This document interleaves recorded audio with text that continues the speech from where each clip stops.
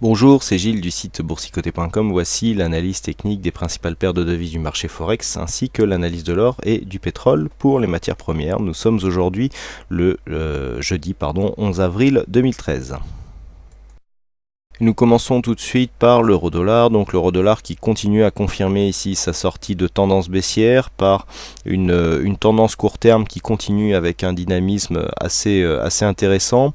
Donc du point de vue de la continuité, on est ici dans une phase de confirmation puisque nous avons cassé le plus haut de la veille.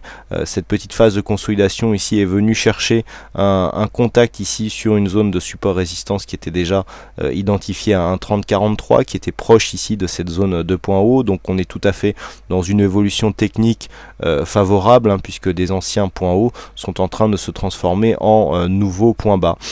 Pas de contact avec la moyenne mobile 20 exponentielle, mais on sent que les cours évoluent bien entre ces deux zones techniques que sont cette moyenne mobile 20 exponentielle donc et la bande de Bollinger supérieure, avec pour l'instant là actuellement des phases de contact, donc avec cette bande de Bollinger qui nous donne une continuité de tendance. Donc la zone des 1,3076 qui était précédemment une zone majeure du point de vue des supports résistance est cassée assez facilement en deux temps donc sur cette phase. Nous avons même ici une cassure des 1,3120 sur laquelle les cours sont en train de s'appuyer actuellement. Donc on a réellement une phase de continuité ici qui est confirmée par les indicateurs, puisqu'après cette phase de consolidation forcée, je dirais, puisque le MACD est descendu alors même que les cours continuent à monter, nous avons maintenant une phase de retournement qui confirme la continuité de tendance, avec ici cette brève sortie des oscillateurs de leur zone de surachat. Le stochastique y retourne déjà et donc confirme ici que suite à cette phase de baisse, nous avons une grosse pression haussière qui s'opère sur cette paire de devises. Nous passons ensuite au câble, donc la paire livre sterling contre dollar américain continue aussi sur son biais haussier. Nous étions hier sur une phase où la moyenne mobile 20 exponentielle continuait à jouer son rôle de support. On attendait une confirmation avec inscription d'un point haut équivalent au point haut qui avait été inscrit le 5 avril.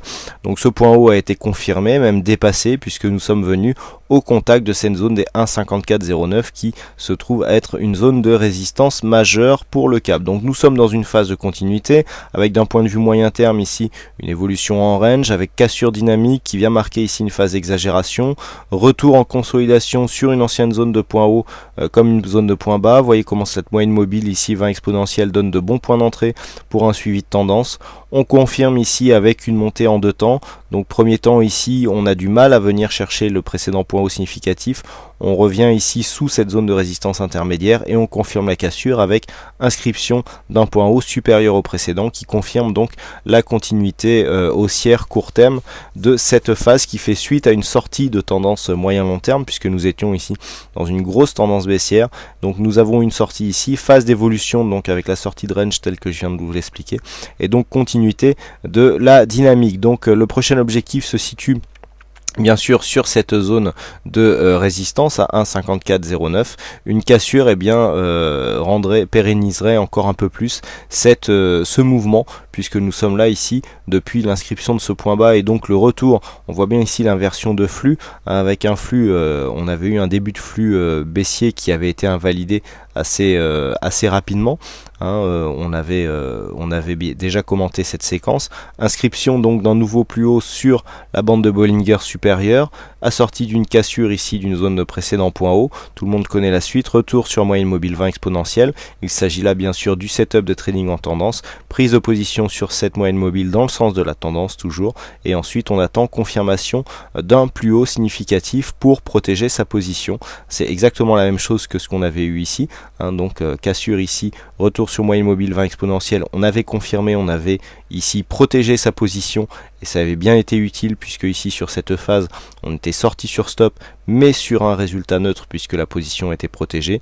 Là ici on inverse sa position, donc inscription d'un nouveau plus haut, prise de position ici sur moyenne mobile 20 exponentielle sur un plus haut ou sur la bande de Bollinger supérieure. On finance ici en protégeant sa position et on essaye de profiter d'une suite de la tendance. Vous pouvez retrouver donc toutes les explications de cette séquence sur le webinaire qui se trouve en accès gratuit sur le site. Vous tapez trading en tendance sur le moteur de recherche du site et vous tomberez dessus sans problème. Donc un biais haussier conservé sur le câble. On enchaîne avec le dollar-yen, donc le dollar-yen qui se trouve dans une phase ici de stabilisation, puisqu'après ici cette forte dynamique avec ce gap haussier ici qui n'a toujours pas été comblé. Eh bien hier déjà on avait mis en lumière le fait que le dollar-yen évoluait dans un range, puisque nous étions ici capés à 99,72. Malgré une tentative de sortie ici dans la nuit, les cours sont redescendus sous cette zone pour donc continuer à évoluer entre 98,85 et 99,75. Donc pour l'instant, on est toujours dans un biais neutre, donc biais neutre qui fait suite à une phase fortement haussière. Donc le fait d'avoir une consolidation horizontale suite à une phase assez dynamique montre que le biais reste haussier, qu'il y subsiste une grosse pression donc sur cette phase. D'ailleurs depuis le gap, il est facile de constater que le biais est toujours légèrement haussier depuis l'inscription de ce gap, même si on a perdu la dynamique. Le fait d'avoir eu un gap ici qui n'est pas du tout été comblé, c'est assez rare sur le forex, et d'avoir cette continuité ici sur un biais légèrement haussier montre que malgré cette consolidation que nous montre le MACD et ce surachat latent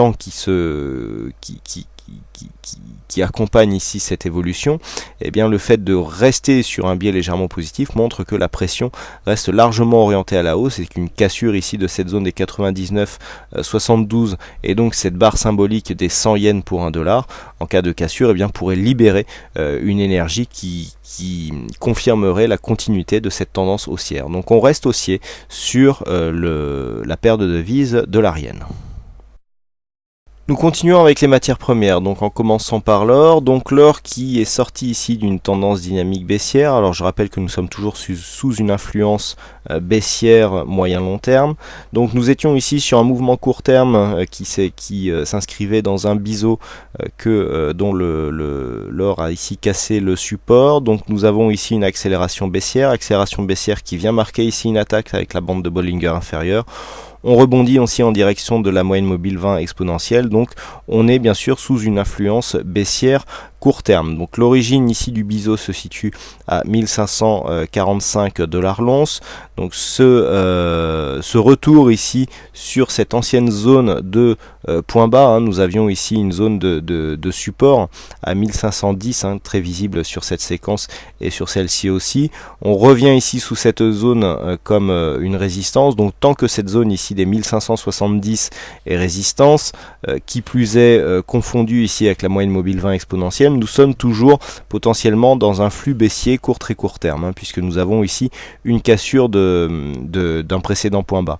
Donc ici prise de position possible à la baisse, avec donc une phase de confirmation ici sur 1555 avec un objectif des 1544, donc pour cette phase court terme. Par contre, une cassure trop importante ici des 1570 marquerait une invalidation donc de cette continuité de dynamique et provoquerait un retournement. Alors pourquoi pas même une invalidation du biseau, puisque si on remonte trop haut ici au-dessus de ce plus haut, eh bien l'objectif serait invalidé suite à la sortie baissière.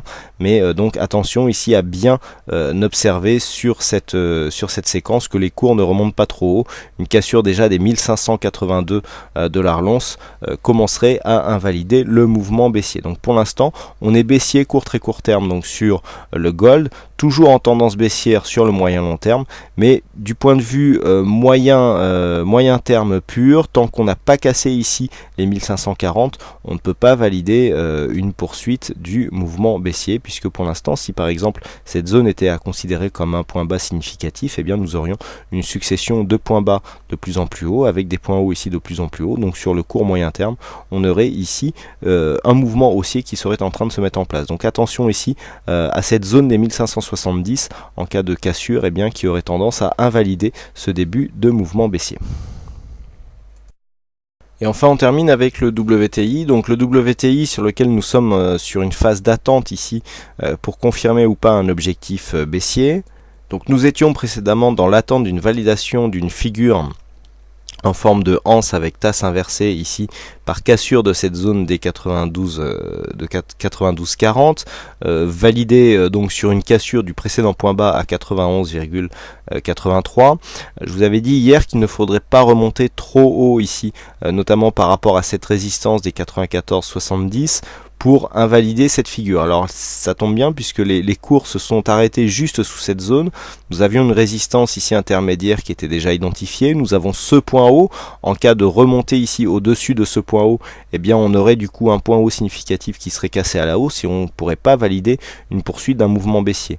Là, quoi qu'il en soit, pour l'instant nous n'avons pas totalement invalidé ce mouvement haussier court terme. On est en cours de validation puisque nous avons cassé ici un récent point bas très court terme significatif.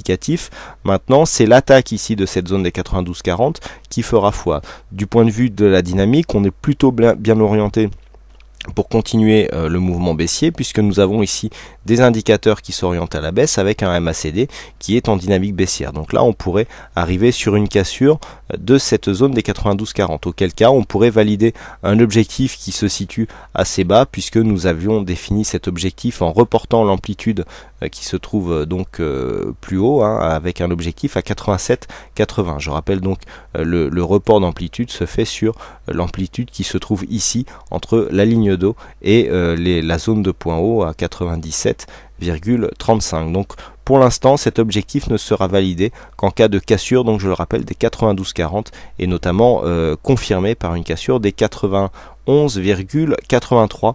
donc pour l'instant le WTI, pour ceux qui jouent la tendance, qui est en train de se retourner à la baisse avec bien sûr une invalidation de ce mouvement baissier en cas de cassure haussière des 94,82.